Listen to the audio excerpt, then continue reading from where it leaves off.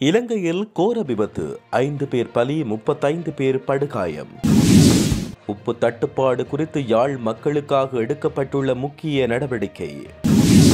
வடக்கு கிழக்கில் தமிழ் தேசிய கட்சிகளின் ஆட்சி மலர வேண்டும். உயிர்நீத்த உறவுகளுக்காக அஞ்சலி செலுத்த அனைவரும் முன்வர வேண்டும். உறவுகள் கோரிக்கை.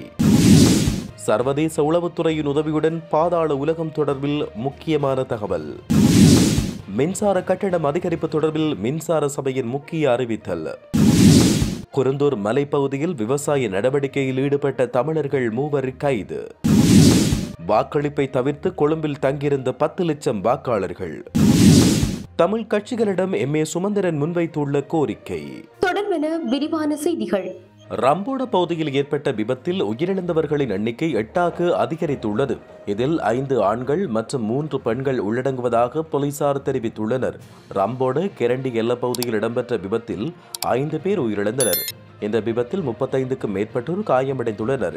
இன்று அதிகாலை நுவரலியா கம்பளை பிரதான வீதியின் கொத்மலை கெரண்டி எல்லைப் பகுதியில் பேருந்தொன்று பள்ளத்தில் விழுந்து விபத்துக்குள்ளானது. காயமடைந்தவர்களை அவசரமாக மருத்துவமனையில் சேர்க்க நடவடிக்கை எடுக்கப்பட்டு வருவதாக போலீசார் தெரிவித்தனர். கதிர்காமத்திலிருந்து நுவரலியா வழியாக குருநாகல் நோக்கி பயணித்த இலங்கை போக்குவரத்து சபைக்கு சொந்தமான பேருந்தொன்றே இந்த விபத்துக்குள்ளாகியுள்ளதாக தெரிவிக்கப்பட்டுள்ளது. வடக்கு மாகாண கூட்டுறவு அபிவிருத்தி ஆணையாளர் திருலிங்கநாதன் உப்பு விநியோகம் குறித்து ஊடக அறிக்கை ஒன்றை வெளியிட்டார். அந்த அறிக்கையில் தெரிவிக்கப்பட்டுள்ளதாவது: உப்பின் விலை கட்டுப்பாடற்ற ரீதியில் அதிகரித்துள்ள நிலையில் அச்சுவேலி பலநோக்கு கூட்டுறவு சங்கம் மன்னாரில் உப்பை கொள்வனவு செய்து யாழ்ப்பாண மாவட்டத்தில் உள்ள அனைத்து பலநோக்கு கூட்டுறவு சங்கங்களுக்கும் விநியோகித்துள்ளது.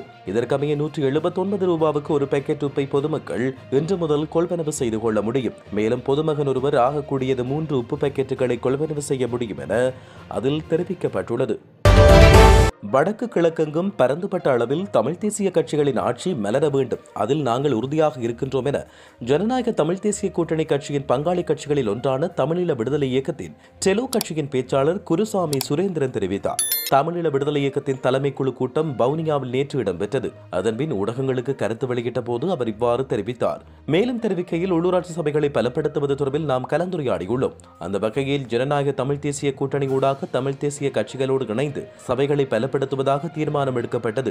வடக்கு கிழக்கெங்கும் பரந்துபட்ட அளவில் தமிழ் தேசிய கட்சிகளின் ஆட்சி மலர வேண்டும் என்பதில் நாங்கள் உறுதியாக இருக்கிறோம். அதன் அடிப்படையில் தமிழ் தேசிய கட்சிகளின் தலைவர்களோடு ஜனநாயக தமிழ் தேசிய கூட்டணியின் தலைவர்கள் கலந்துரையாடல்களை முன்னெடுப்பதற்கு ஒத்துழைப்பதாக முடிவு எட்டப்பட்டுள்ளது. அத்துடன் ஜனநாயக தமிழ் தேசிய கூட்டணியாகவே வவுனியா மாநகர சபை அமைய வேண்டும் என்பது எமது விருப்பமாகும். எனவே அதன் அங்கத்துவ கட்சிகளின் பிரதிநிதிகளோடு எமக்கு கிடைத்த வீதாசார ஆசனங்களை எப்படி பயன்படுத்துவது என்பது தொடர்பில் கலந்துரையாடல் இடம்பெற்றுள்ளது. அதன் அடிப்படையில் முடிவை எட்டுவோம். தமிழ் தேசிய கூட்டமைப்பாக தொடர்ந்து பயணிப்பது தொடர்பான முடிவுகள் எதுவும் இன்று எடுக்கப்படவில்லை. இனிவரும் காலங்களில் இவ்வாறான விடயங்கள் தொடர்பில் எமது தலைமைக்குழு கூடி ஆராய உள்ளதாக அவர் தெரிவித்துள்ளார். வலிந்து காணாமல் ஆக்கப்பட்ட உறவுகள் தமது கைகளால் உறவுகளை வழங்கிய உறவுகளுக்கு முள்ளிவாய்க்கால் நினைவேந்தல் என்பது மிகவும் அவசியமான விடயமாகும் என மட்டக்களப்பு மாவட்ட வலிந்து காணாமல் ஆக்கப்பட்ட உறவுகள் சங்கம் தெரிவித்துள்ளது. இதேவேளை எதிர்வரும் மே மாதம் 12ஆம் தேதி முதல் 18ஆம் தேதி வரை உயிர்நீத்த உறவுக்காய் அஞ்சலி செலுத்த பல்கலைக்கழக மாணவர்கள், தமிழ் தேசியத்துக்காக பயணிப்போர் உள்ளிட்ட அனைவரும் முன்வர வேண்டும் என்றும் அந்த அமைப்பு கோரிக்கை விடுத்துள்ளது. இந்த ஜனாதிபதி வரலாறு தெரியாத எங்கள் இளம் சமூகத்திடம் தன்னை நல்லவராக காட்டும் செயற்பாட்டை முன்னெடுத்து வருவதாக குற்றம் சுமத்தப்பட்டுள்ளது. வெளித்தோற்றத்தில் தன்னை நல்லவராக காட்டிக்கொண்டு சிங்கள அரசியலுக்குள் முழுமையாக சிக்கியுள்ளதாகவும் மட்டக்களப்பு மாவட்ட வலிந்து காணாமலாக்கப்பட்ட உறவுகள் சங்கம் வலியுறுத்தியுள்ளது. இந்நிலையில் ஒரு இனமே அளிக்கப்பட்ட நாள் மே 18. அதை யாராலும் மறுக்கவும் முடியாது, மன்னிக்கவும் முடியாது என்றும் இந்த இன அழிப்பானது சர்வதேசத்தின் உதவியுடன் திட்டமிட்டு முன்னெடுக்கப்பட்டது என்றும் தெரிவிக்கப்பட்டுள்ளது. நாட்டை விட்டு தப்பிச் சென்ற 10 பிரபல பாதாள உலக தலைவர்களை விரைவில் கைது செய்வதற்கு இலங்கை பாதுகாப்பு தரப்பு சர்வதேச நடவடிக்கையை ஆரம்பித்துள்ளது. மூத்த பாதுகாப்பு அதிகாரி ஒருவரை மேற்கோள் காட்டி இந்த செய்தி வெளியாகியுள்ளது. இலங்கையில் சமீபத்தில் நடந்த பல கொலைகளில் அவர்களும் அவர்களின் கும்பல்களும் நேரடியாக ஈடுபட்டிருப்பதால் இந்நடவடிக்கை தொடங்கப்பட்டுள்ளது.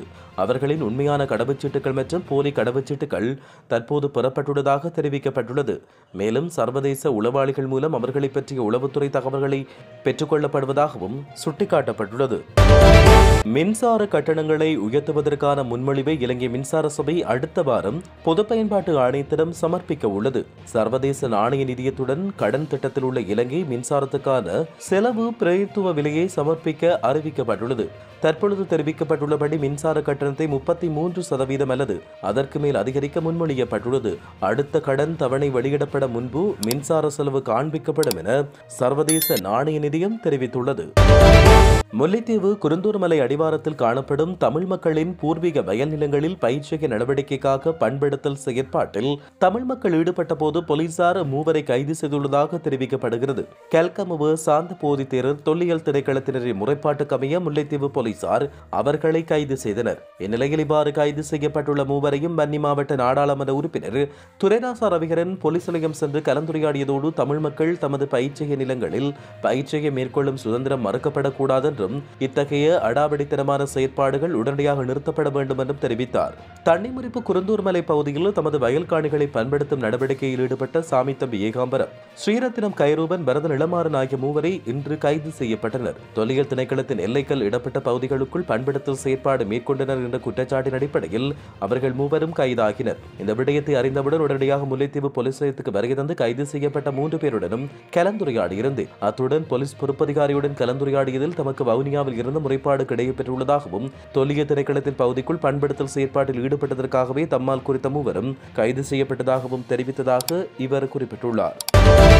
கடந்த உள்ளூராட்சி மன்றங்களுக்கான தேர்தலின் பொழுது வேறு பிரதேசங்களைச் சேர்ந்த சுமார் 10 லட்சம் வாக்காளர்கள் வாக்களிப்பதை தவிர்த்துவிட்டு கொழும்பில் தங்கியிருந்துள்ளனர். கொழும்பு மற்றும் புறநகர் பிரதேசங்களில் பல்வேறு தொழில்களில் ஈடுபட்டு வருகின்றவர்களில் பெரும்பாலானவர்களே இவ்வாறு வாக்களிப்பை புறக்கணித்து அங்கு தங்கியிருந்தனர்.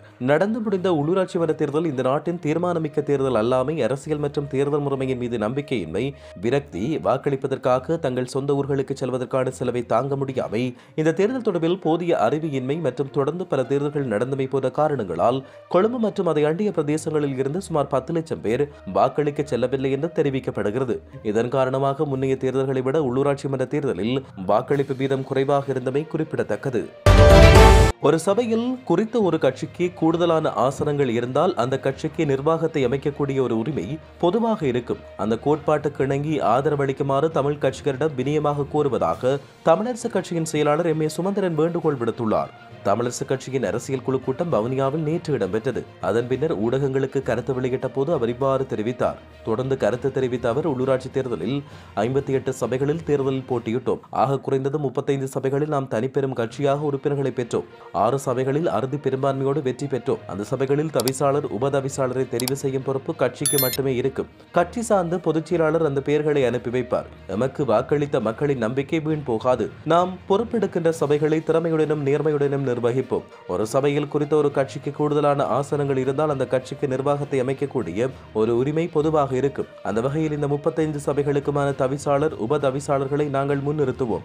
மற்ற கட்சிகள் இந்த பொதுவான கோட்பாட்டுக்கு இணங்கி நாம் முன்னிறுத்துகின்ற வேட்பாளர்களை ஆதரிக்க வேண்டும் என்று தன்மையாக கேட்டுக் கொள்கிறோம். சில சபைகளில் விதிவிலக்கு ஏதும் இருந்தால் அது தொடர்பில் ஆராய்வோம். பொதுவான வகையில் இவ்வாறான ஒரு நிலைப்பாட்டுக்கு வந்துள்ளோம். யாழ் மாநகர சபைக்கும் இது பொருந்தும். விசேடமாக நாங்கள் கேட்டுக்கொள்வது தமிழ் கட்சிகளையே.